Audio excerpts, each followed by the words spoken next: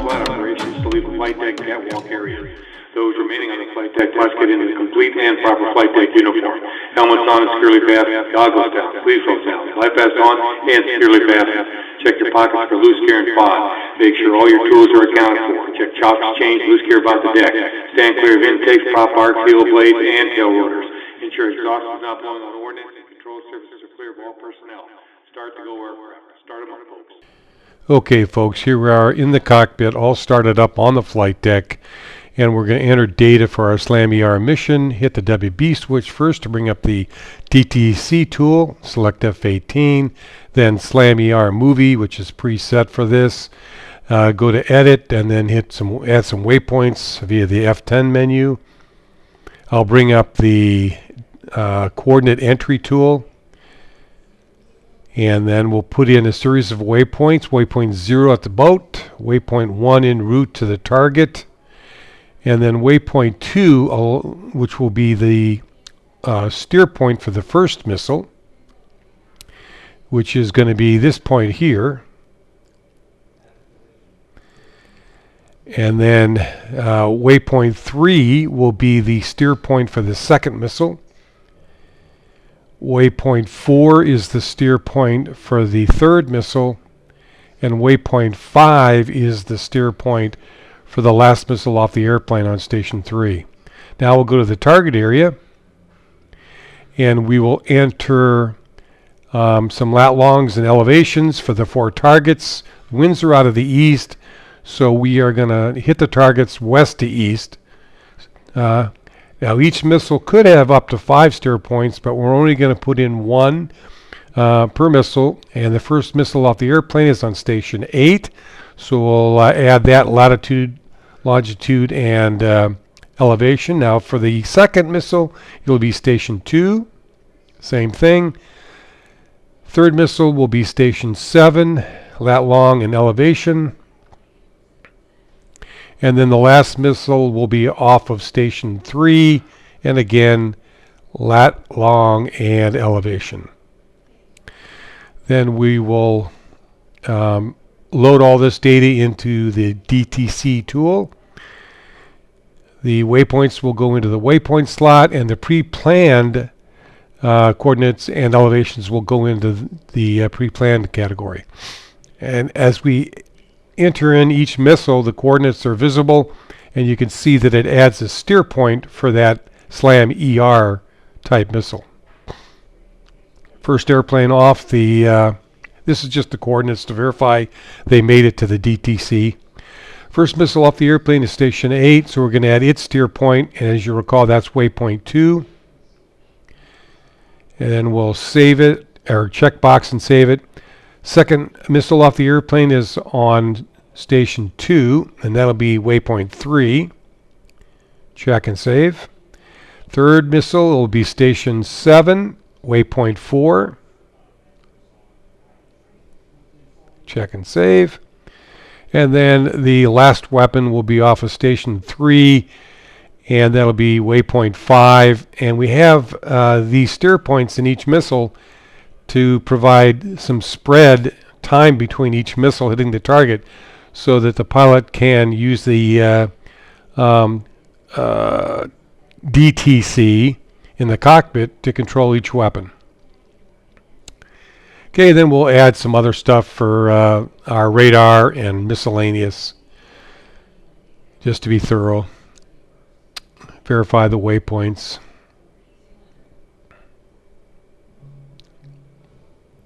And then we'll go up to the upload for settings, and we want to check the 4 categories of information that we're uploading.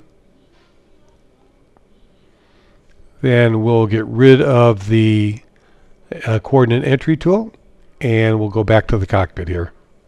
And we're attacking west to east because we want the smoke to blow in the opposite direction so it won't interfere with our aiming. Okay, now back in the cockpit, we're going to set up the screens for upload. So the DDI1 will have the HUD, DDI2 the HSI, the MPCD will have the data page, which is off the HSI page, and we'll have waypoint 0. Radio should be in 1, and we should turn the radar to operate. And I think that's a limitation of the DTC app now. You used to be able to do it in standby. Now I think everything's ready, so we'll just upload all the data to the airplane. And it'll go through its little sequence here, which we are not going to follow. We're going to go on to a different subject, so we'll skip all this. See you in a sec. Okay, uplink complete. Getting ready to taxi to the catapult. And we're going to talk about the AGM 84 Hotel SLAM ER missile, which is the long-range version of the land attack missile. It is INS GPS guided. It has an infrared contrast tracker for targeting. It uses command guidance if you have the pod, otherwise it's a fire and forget weapon. The speed is about 530 knots or about 600 miles per hour. It has a range of over 150 miles, weighs about 800 pounds, and has a penetrating blast frag warhead. The pod, which is the AWW-13 targeting pod, it uses post-launch video via data link to command guide. In the cockpit, you use the TDC to slew the TDC crosshairs to guide the weapons crosshairs to the target. Each weapon must be synced up to the pod prior to launch. Through the camera, you have both narrow and wide fields of view. You have white hot and black hot. There's a forward and aft antenna, which we will all talk about. All these things in a little later in the video here.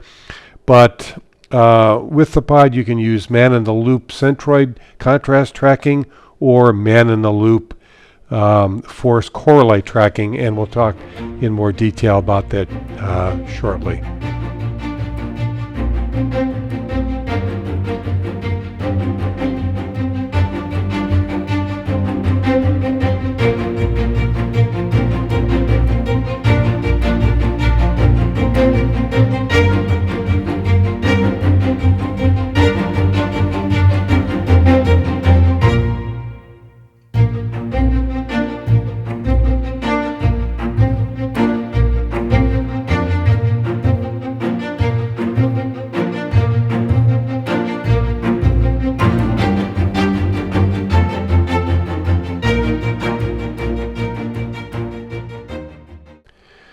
Okay, here we are level at 25.5, turning to put our nose on the target, and then we're going to go through some of the parameters of the SLAM ER-84 Hotel missile and pod.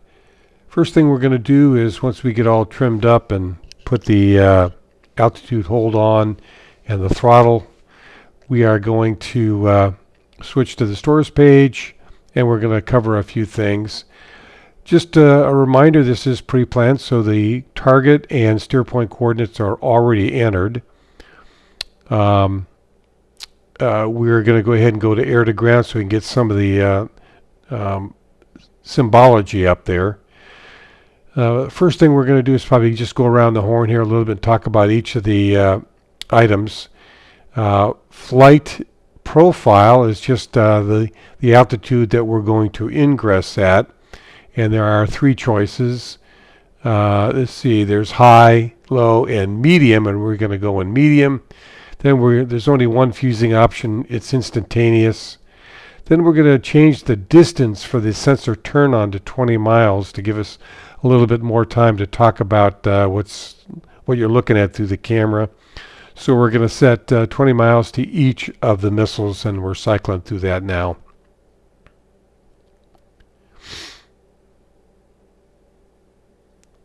Okay, and then we're going to switch back over to here, and we're going to just check to verify that the coordinates are all in there for each of the missiles on each of the stations.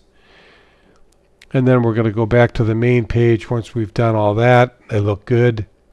We're going to verify that we put 20 miles in each missile. Cycling through.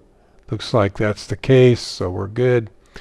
Now the SLAM erase button, that's if you want to get rid of dump all the coordinates, that's how you would do that, so you don't want to mess with that switch.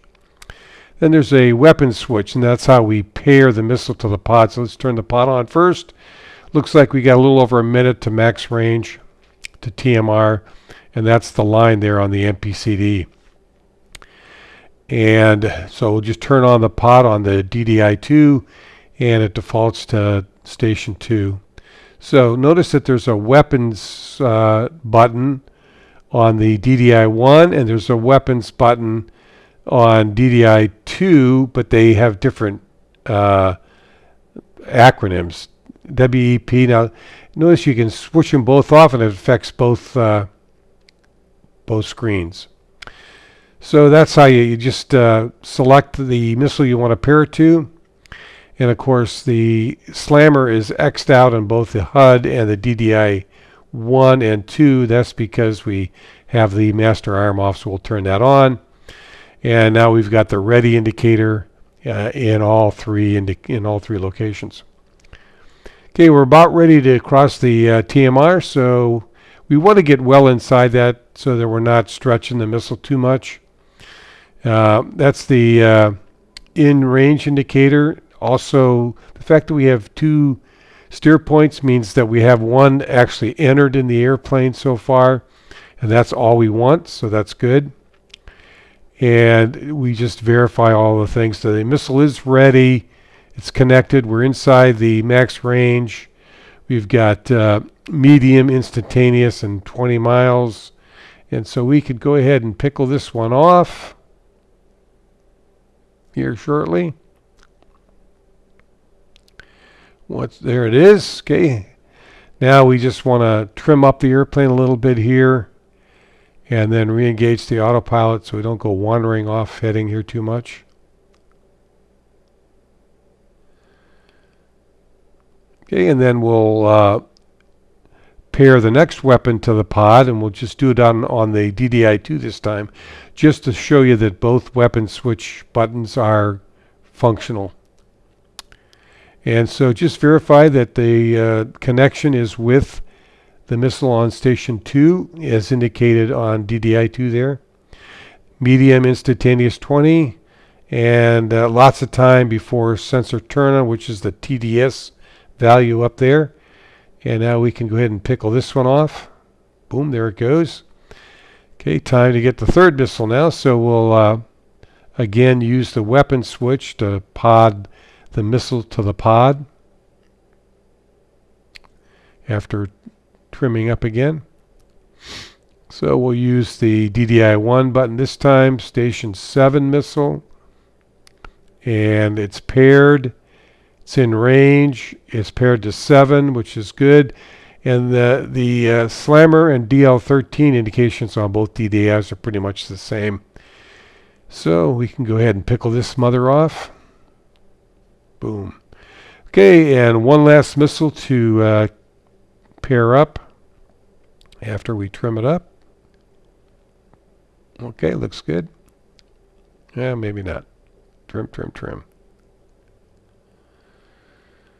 Okay, and we're just going to go ahead and pair it up here. We'll just use DDI2 this time again for missile on station 3.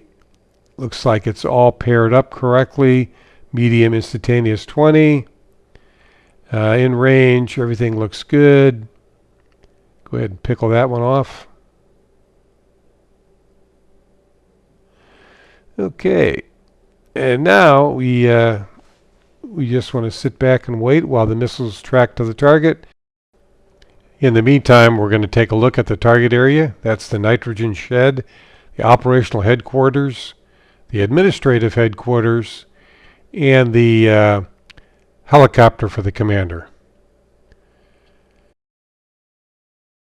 Okay, here are the missiles in flight, and it looks like they're starting to take their spread. Now we're going to go through each of the individual targets. This is the shed. We're going for the upper left windows. This is the operational headquarters. We're going for the second floor on that corner building, and the second floor just above the main entrance on the administrative target. And we're going to go for the engine, somewhere between the engine and the cockpit on the helicopter. Okay, let's go take a look at the weapons at their steer points. It looks like they pretty much have reached that. And now we'll go back to the cockpit. Looks like we're getting pretty close to turn on for that first missile. That's Station 8 missile. Okay, that's the view through the camera. And there's the antenna for aft. And the default value is forward, black hot, white hot. The field of view, we always want to be the narrow one there. And we want to give this the SOI, the sensor of interest for this DDI2. And that's the TDC crosshair we talked about. And the big crosshair is the missile crosshair, and that's where the missile is going to fly to. And as you can see, you can kind of tell the missile's descending. It'll level off at about 800 feet and then start driving in. The distance up there is about 12 miles. And that's the force correlate. It's Centroid switch button to switch back and forth. Default value is Centroid.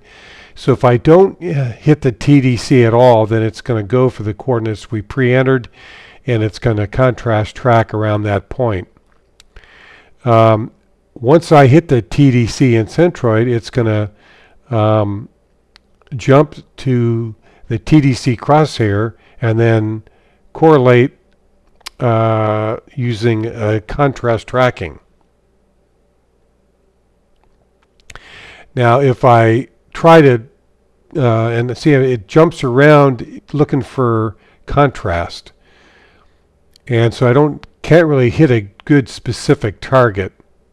See, I hit it there, and I'll watch it jump back. See, now if I go to force correlate, then I can put the crosshairs exactly where I want them. So it'll jump to wherever I depress where I'm holding the TDC crosshair. So we want the missile crosshair right on that window, and we'll see if it came pretty close.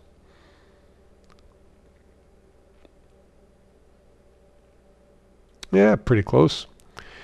Okay, next we want to use the UFC switch there. And channel and go to button 2, or hit the number 2 station. And it's tracking on the pre-planned coordinate right there, and I'm just TDC depressing on various places to see what happens here. Now that's a force correlate track on the second floor of the operational headquarters building, which is where we want it to go. And we'll see if the missile goes there. Now notice the smoke is going off to the right as planned. Boom. Took that out. Again, go through the same process. UFC channel. Hit the, oh boy, come on, hit the channel button. You got to do it. So you see, if you don't select channel, it gives you an error. Self-correcting. Okay, again here, Centroid, contrast track. Not very useful if you're trying to hit something specific on the building. So we eventually switched to force correlate.